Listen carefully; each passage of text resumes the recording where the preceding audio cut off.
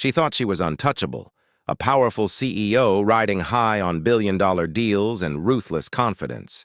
And to her, the man behind the wheel was invisible, just a driver, just someone to laugh at. But what she didn't know was that this very man carried a gift she could never buy, a gift that would soon hold the power to decide her future. When the moment of truth came, her laughter froze in her throat. How could a man she mocked hold the key to saving everything she built? He was used to being overlooked. Every morning, before the city woke, he slipped into his pressed uniform and adjusted his driver's cap, ready to ferry his wealthy clients to meetings and power lunches. To most, he was invisible, just another man behind the wheel. But behind his calm eyes was a lifetime of discipline, years of quiet learning, and a mind far sharper than anyone gave him credit for. On this particular day, his assignment was different. The woman he was driving wasn't just any client. She was a CEO known for her arrogance, someone whose empire seemed unshakable. From the moment she stepped into the car, the air was heavy with her dismissive tone, her sideways glances, her mocking laughter. She didn't see him as a person, only as a servant beneath her. What she couldn't know was that this routine ride was about to twist into something far greater. In a world where power was measured in money and influence, the driver carried something she didn't, something priceless. And soon the balance of power between them would shift in a way that neither could have imagined. The ride should have been uneventful. Just another day, another client, another stretch of silence broken only by the hum of the engine. But the CEO made sure silence didn't last long. From the back seat, her laughter pierced the air, not the kind that lightens a room, but the kind that stings. She mocked the way he spoke, the way his hands gripped the wheel, even the soft accent that lingered in his words. To her, he was a joke, a shadow of a man unworthy of respect. Each word was like a lash, sharp and humiliating. He kept his eyes fixed on the road, his jaw tight, his heart pounding. This wasn't new. He had lived with these looks, these insults, this quiet dismissal for years. But hearing it so openly, so brazenly, reminded him of the line society had drawn, the line that told him, no matter his talent, no matter his intelligence, he was expected to stay in the background. As the car approached the towering glass building where the CEO's billion-dollar deal would take place, she leaned forward, her tone dripping with superiority.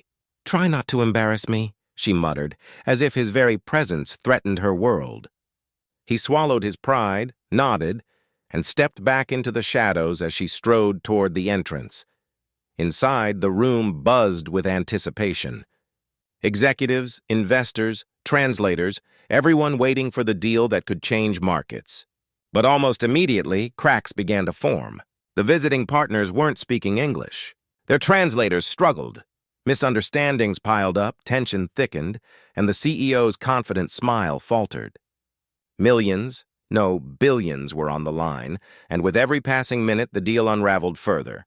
He watched from the side, unnoticed, invisible as always. Yet his heart raced. He understood the words flowing across the table, words no one else seemed to grasp. He had spent years teaching himself language after language in the quiet hours when the world forgot about him. Now those very languages swirled in the air, desperate to be heard, desperate to be understood. But still, he hesitated. Should he step forward? Should he risk humiliation, dismissal, or worse? The CEO had laughed at him, stripped him of dignity. Would she even allow him to speak? And if she didn't, if he stayed silent, this entire empire might crumble before their eyes. The room grew louder, voices clashing, papers rustling, frustration spilling into raised tones. The CEO's face paled, her eyes darting, her composure breaking with every passing second. She was trapped, helpless in a cage built by her own arrogance. And in that moment, all eyes were on her except his. His eyes were fixed on the words, the meanings, the desperate signals no one else seemed able to catch. He took a breath. The weight of years of silence pressed down on him, but so did the urgency of this moment. This was more than just a deal. This was his chance to be seen, to be heard, to break the chains of invisibility.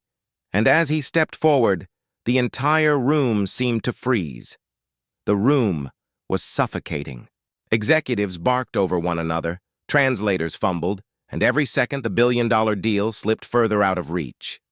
The CEO's once smug expression had dissolved into panic. She tapped her pen nervously, her laughter from earlier now a hollow echo in her own head, and then a voice cut through the chaos, steady, clear. In flawless precision, the driver spoke. First in one language, then seamlessly in another, bridging the impossible gap between cultures. The room fell silent, stunned by the revelation. Chairs scraped as heads turned toward him, the man they had ignored, dismissed, mocked. The CEO's face drained of color. Just hours ago, she had laughed at him, stripped him of dignity. Now her billion-dollar empire was in his hands. He continued, his words carrying not just translation, but authority, guiding both sides with a confidence that couldn't be denied. The air shifted. Where there had been confusion, there was now understanding. Where there had been collapse, there was now possibility, but the shock didn't fade quickly. Whispers rippled through the room. Who was this man? How could the driver command such power? And beneath it all lingered a question heavy with irony. How many times had brilliance like his been hidden, buried under prejudice, ignored simply because of the color of a man's skin? The CEO sat frozen, the reality pressing down on her like a weight. Every arrogant word she had spoken earlier now felt like a chain around her own neck. The man she ridiculed was the only one capable of saving her. And as the room leaned in, waiting for his next words, one truth became undeniable. The lines of power had shifted forever. The deal was signed. Billions secured. The room buzzed with applause, but he didn't linger in the glow of victory. For him, this wasn't about money. It was about dignity. Quietly, he stepped back, retreating once again to the edge of the room, as if fading into the role society had always written for him. But something had shifted. This time they had seen him, and they could never unsee it. The CEO sat in silence, her pride shattered, her laughter long gone. She had built her empire on control, on the illusion of superiority, yet in the moment that mattered most, the man she dismissed held the true power. She had to face the truth. Her arrogance had nearly destroyed her. And the man she belittled had saved her. But beyond the boardroom walls, this moment echoes a much larger reality. How many stories like his remain untold? How many voices are silenced, overlooked, or dismissed simply because of the color of their skin? How much brilliance has been lost to prejudice, to arrogance, to a world too blind to see?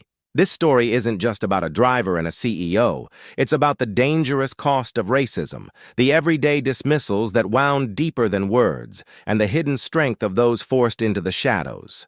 His triumph was undeniable, but the question lingers. Heavy and haunting. How many more people must be laughed at, ignored, or underestimated before the world finally learns that dignity has no color and respect is owed to every human being?